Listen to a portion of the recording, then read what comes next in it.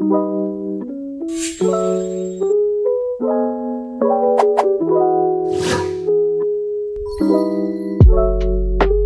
Bapak Ibu, terima kasih. Selamat datang kembali di podcast kita pada hari ini. Puji syukur atas rahmat kehadiran Allah. Terima kasih Bapak Ibu sudah mau mencoba meluangkan waktu untuk mendengarkan podcast kita pada hari ini. Nah, Bapak Ibu, kali ini kita akan membahas sesuatu yang sangat penting atau sesuatu yang sangat spesial ya di sini. Saya juga sudah kehadiran satu narasumber yang sudah kita datangkan langsung di podcast kita pada kali ini. Nah, kita akan membahas tentang model bisnis Fave. Nah, seperti apa sih sebenarnya model bisnis Fave ini? Nah, sekarang saya akan berbincang-bincang sedikit dengan narasumber kita. Di sini ada Pak Agus Guntoro. Halo Pak Agus Guntoro. Halo, selamat sore Mas Andra, Bapak Ibu Ya, sekalian. selamat sore. Selamat sore, Dok. Ya, mungkin Pak Agus mau menyapa juga para member-member yang mungkin akan mendengarkan podcast kita pada sore hari ini. Oh begitu ya, para Fave member sekali lagi kenalkan saya Agus Guntoro. Saya salah satu member di Fave yang kebetulan merasa begitu bermanfaat dengan adanya Fave di sini. Iya. Dan sore ini diminta oleh Mas Andra untuk sedikit berbincang-bincang. Oke. Terima kasih sebelumnya. Ya. Oke, terima kasih Pak Agus. Nah, mungkin sebelum kita memulai dengan pertanyaan-pertanyaan lebih dalam ya Pak Agus ya, saya mau bertanya. Ya, Mas Andra. Hal yang sangat penting nih untuk yang pertama kali. Sebenarnya pertama kali ini Pak Agus kenal Fave ini dari mana? Pertama kali. Oh, kalau pertama kali kebetulan saya mengenal Fave ini dari Pak Kusworo. Nah, Pak Kusworo itu ayah dari salah satu pendiri dari Fave ya. Baik. Nah, saya mengenal Pak Kusworo itu kebetulan saya sering melihat pameran-pameran beliau di Cilandak Town Square. Oke. Nah, akhirnya kami berkenalan dan sekali waktu beliau memperkenalkan mengenai Fave ini. Baik. Nah, tadinya saya bilang apa ya, karena saya tidak pernah bermain hal seperti ini, saya tidak pernah main hal yang berkaitan dengan bisnis lah. Jadi saya agak aneh juga waktu dikenalin, apa ya Pak? Gitu. Nah akhirnya kemudian ya saya diundang untuk mendengarkan ceramah itu saya mendengarkan setelah itu. Baik, berarti Bapak Agus tahu pertama kali ini dari Pak Kus ya, dari Pak Kus. Ya, Pak Kus. Dari salah satu dari pendiri atau founder dari Fave ya. Jadi sebelumnya Pak Agus pun belum tahu nih mencoba-coba bisnis seperti apa karena Pak Agus juga backgroundnya sebagai tenaga pengajar ya. Jadi ya, betul, Mas. Ini seperti apa ini kok ada bisnis seperti ini gitu ya. Jadi mungkin terdengar sesuatu yang baru ya. Betul. Sangat baru buat saya. Sangat baru. Nah, ini kelanjutan dari pertanyaan ini, kenapa kok bisa aplikasi Fave atau bisnis Fave ini membuat Pak Agus untuk tertarik untuk mencoba aplikasi ini atau tertarik? Kenapa kok ada ketertarikan di bergabung di dalam aplikasi Fave ini atau di komunitas Fave ini, Pak Agus? Wah, Mas Andra, kalau menurut saya ini sesuatu yang memang luar biasa ya. Begini, jadi setelah Pak Kusworo memperkenalkan mengenai Fave, dan saya jujur saya tidak pernah berusaha berdagang atau ikut seperti ini. Oke, baik. Awalnya saya antipati ya, tetapi karena kedekatan saya dengan Pak Kus, yalah, saya mau tahu sih apa itu. Nah, maka saya mendengarkan pemaparan dari Ibu Vita waktu itu, ya tentang apa sih Fave itu, mengenai apa visi misinya, apa mengenai filosofinya, tujuan, dan seterusnya. Nah, setelah saya mendengarkan itu, saya seperti terbuka wawasan saya. Baik. Karena kebetulan juga saya sebagai ketua alumni dan melihat ini sebagai sesuatu yang luar biasa bagi bangsa dan negara Indonesia. Baik. Nah, disinilah kemudian saya bergabung dan mencoba untuk memperkenalkan kepada teman, kepada alumni, dan kepada yang lain. Oke, baik. Berarti kalau menurut Pak Agus sendiri, sebenarnya konsep bisnis Fave ini tuh konsep bisnisnya modelnya apa nih Pak Agus? Maksudnya apakah mereka memang Fave ini memang sebagai bisnis yang memang mau hanya mementingkan profit saja atau mungkin ada konsep bisnis yang lain? Menurut Pak Agus sendiri bagaimana? Nah, begini Mas Andra, karena jujur saya katakan saya bukan orang bisnis ya. Jadi saya tidak pernah tertarik untuk berbisnis memang. Tetapi kewajiban saya sebagai seorang ketua alumni di dalam membawa anggota saya menuju kepada sebuah kesejahteraan, ya. Dan saya pribadi memang melihat ada sebuah ketidakadilan di dalam dunia usaha itu. Maka ketika saya mendengar konsep ini yang disebut sebagai sociopreneurship, Menurut saya inilah sebenarnya suatu model bisnis yang sesuai dengan filosofi daripada bangsa kita sebenarnya. Dan Wah, sebenarnya ini sudah dijalankan oleh bangsa kita, ya, yaitu sesuai dengan filosofi daripada Pancasila. Yaitu suatu usaha yang didasarkan atas kekeluargaan dan gotong royong, yang kemudian dimanifestasikan dengan apa yang selama saya pelajari dari sejak SMP, yaitu namanya koperasi. ya, Dan koperasi itu merupakan satu bentuk usaha yang benar-benar dilakukan oleh secara bersama berdasarkan asas Pancasila dengan kekeluargaan ya untuk maju bersama. Dan saya melihat ini sebenarnya adalah sebuah transformasi dari koperasi yang konvensional menuju kepada sebuah koperasi modern. Dan FEB merupakan sesuatu yang saya pelajari sebagai suatu model koperasi modern yang sangat original, dan setahu saya ini belum ada konsep yang demikian di Indonesia selama ini, ya. Bahkan mungkin di dunia. Dan yang utama saya katakan ini sesuai dengan filosofi daripada bangsa kita di dalam konteks Pancasila, yaitu berdasarkan asas kekeluargaan dan gotong royong. Ini yang luar biasa. Oke. Baik Pak Agus, berarti sebenarnya konsep sociopreneurship yang tadi Pak Agus jabarkan ya, berarti kan memberikan dampak positif secara sosial sebenarnya buat orang banyak ya, tentunya dengan sesuai dengan filosofi dari Pancasila itu sendiri. Nah, sebenarnya kalau menurut Pak Agus itu karakteristik sociopreneurship itu seperti apa saja sih? Maksudnya memang yang sesuai dengan dengan konsep bisnis seperti misalnya kalau kita ngomongin soal sociopreneurship, kita pasti ada satu namanya ada sosio, ada preneurship, berarti kan ada gabungan dari dua buah kata ya Pak Agus ya. Betul, Mas Andra. Sosial dan juga entrepreneurship gitu kan. Berarti kan tentunya mereka ini mempunyai dampak atau mempunyai fokus kepada misi-misi sosial ya, sosial, lalu juga kita berharap juga mempunyai skala dampak yang besar juga tentunya di Indonesia.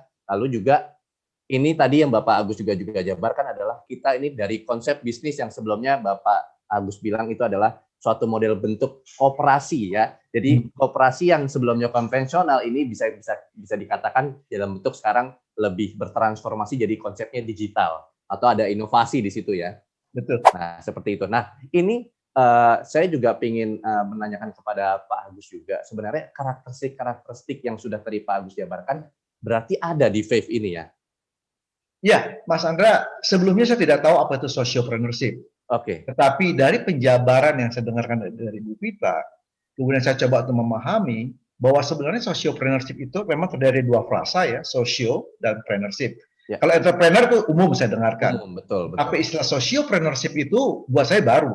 Ya. Nah, ketika saya coba memahami bahwa dua frasa yang mengandung pengertian sosial dan entrepreneur, artinya bahwa entrepreneurship ini merupakan sebuah usaha yang digagas secara komunal atau secara bersama. Betul. Ya, yang sifatnya sangat original, kemudian ditujukan bagaimana memajukan secara bersama-sama dari komunal itu menuju pada suatu kesejahteraan. Betul. Dan setelah saya pelajari juga bagaimana sistem dan sistematikanya, maka saya mengatakan eureka, artinya aku temukan suatu model bisnis yang memang sesuai dengan filosofi dan jiwa bangsa Indonesia, yang berkeadilan, yang efisien, yang berkelanjutan, dan yang memang dapat diakses oleh semua orang secara mudah begitu. Betul. Maka saya bilang ini sebenarnya yang menjadi jiwa daripada ekonomi kita.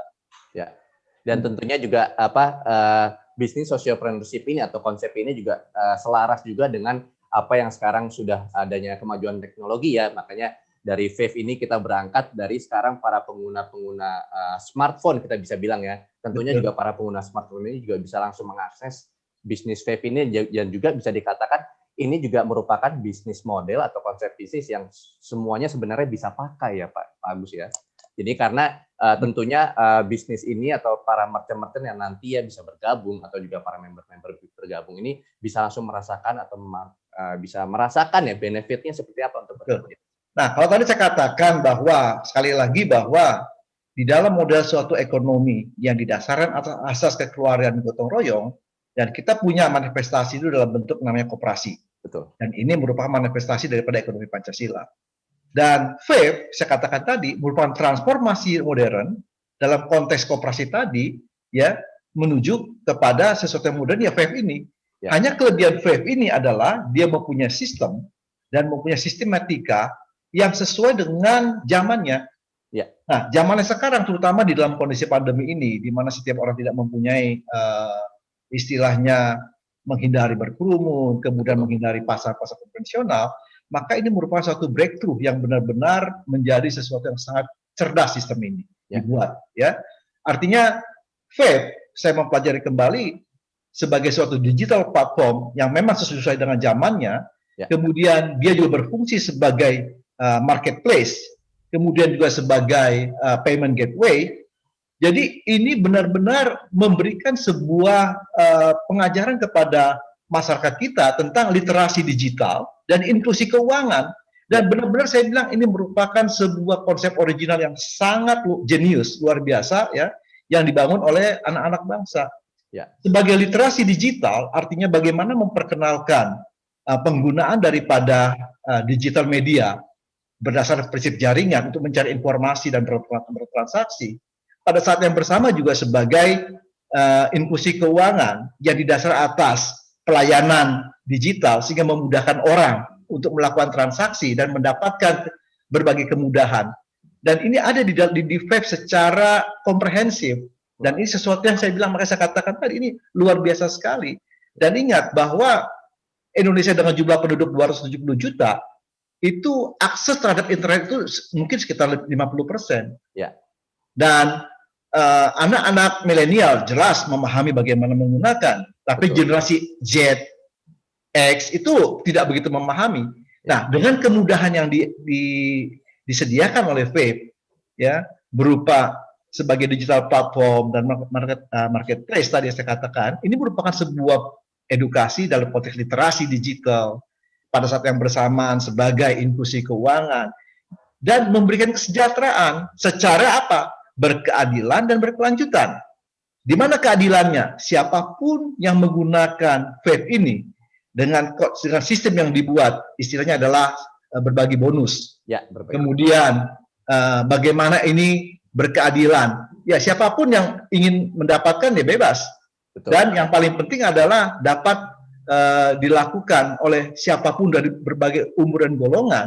Dan fairness-nya itu adalah bahwa di dalam persentase yang saya pahami oleh Bu Vita ya, sekitar 70-80% itu keuntungan didapat itu dikembalikan kepada anggota. Maka ini sesuai saya katakan tadi, dalam asas kekeluargaan, gotong royong, dan benar-benar sesuatu yang sangat luar biasa. Dan tidak ada ide-ide seperti ini sebelumnya di Indonesia, bahkan mungkin di dunia saya katakan belum ada ya. Dan ini merupakan sebuah really smart gitu.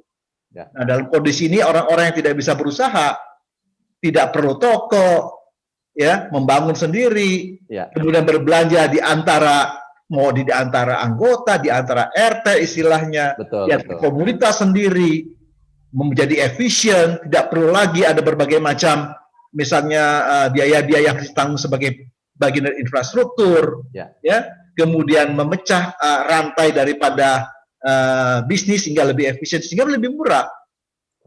Dan setiap transaksi, setiap orang mendapatkan bagian yang ada dibangun berdasarkan komunitas. Nah, ini benar-benar menurut saya sebagai breakthrough ya di dalam membangun sebuah ekonomi Indonesia yang lebih berkeadilan, berkelanjutan dan sesuai dengan filosofi bangsa kita. Makanya saya bilang this is really good. Gitu. Eureka ya, tadi bilang Eureka berarti kata Pak. Eureka, aku temukan sesuatu yang lama saya cari. Kenapa? Karena kalau saya mau bicara di dalam konteks yang lebih luas ya saya tidak ingin ini menjadi sebuah yang bersifat publik ya, tapi artinya begini. Saya kok melihat ya bahwa ketimpangan ekonomi Indonesia ini terjadi karena yang kaya semakin kaya istilahnya, semakin miskin. Apa yang terjadi? Ya karena prinsip monopoli oligarki dalam konteks yang menguasai bisnisnya orang-orang yang bermodal kan. Nah, kemudian yang menguasai aksesnya orang-orang yang mempunyai modal kembali di dalam mempromosikan. Nah, dengan konsep Vape ini, setiap orang punya kesempatan yang sama, tidak membutuhkan biaya promosi, dan di dalam prinsip yang dibuat yang saya salut itu, bahwa sebagai marketplace dan payment gateway, maka Vape bisa menggunakan voucher, mendapatkan setiap pembelian apapun yang menjadi kebutuhan kesehariannya, kemudian menjadi payment gateway untuk membayar dengan PPOB-nya tadi, ya, dan dengan Vevo-nya bisa berjualan apapun. Ya, betul. Ya, jadi saya pikir this is really perfect system gitu. Dan inilah memang saya harus jujur, ini koperasi. Betul. Tapi koperasi modern dengan koperasi digital ya Pak Agus ya. Koperasi digital yang mempunyai sistem dan sistematika yang mempunyai sebuah pengaruh yang begitu masif. Ya. Baik. Oke, berarti sekarang dari Pak Agus sendiri, dari sisi Pak Agus sendiri, benefit apa yang sudah Pak Agus rasakan selama Pak Agus juga menjalankan atau sudah bergabung di dalam aplikasi PEP ini, apa yang sudah Pak Agus rasakan? Kalau kita bicara benefit, karena konsepnya saya dikatakan atas dasar keluarga dan komunal, bukan kita pribadi. Ya, tetapi bagaimana kita mampu mengajak orang-orang dan memberikan kesempatan kepada orang-orang itu, dan kemudian orang-orang itu bisa mendapatkan kesempatan yang sama dengan membangun sebuah komunitas yang sama. Ya. Nah, di dalam komunitas itu bayangkan kalau saya mengajak Mas Andra misalnya, saya sebenarnya sedang berdagang. Ketika Mas Andra saya ajak terus Mas Andra berbelanja, apapun yang Mas Andra dapatkan, saya juga dapat. Ya kan begitu konsepnya kan? Terus Mas Andra membeli, saya juga dapat. Betul. Mas Andra membayar kebutuhan sehari-hari, misalnya listrik dasar saya dapat. Ya. Kan ini bisnis. Dengan membangun suatu kegotong royongan, kita bergotong royong membangun bersama. Betul. Jadi keuntungan tidak hanya dilihat saya secara pribadi, mungkin secara pribadi buat saya tidak penting, tetapi buat orang-orang yang saya ajak, betul, ya itu menjadi lebih penting. Makanya kita bicara tidak dalam konteks saya, tapi kami, yaitu komunitas. Komunitas. Ya, jadi di sini tidak ada bukan individu. Kalau individu mungkin saya tidak tertarik ya. Tetapi komunitas yang dibangun berdasarkan prinsip kebersamaan gotong royong ini, saya katakan ya ini Pancasila. Betul. Di sini kita ada keadilan, di sini kita ada kegotong royongan, ada kebersamaan, ada kejujuran, ada sustainabilitas. Di mana sustainabilitasnya? Karena ini sebuah sistem, ketika sistem ini berjalan forever. Betul. Jadi seperti tadi yang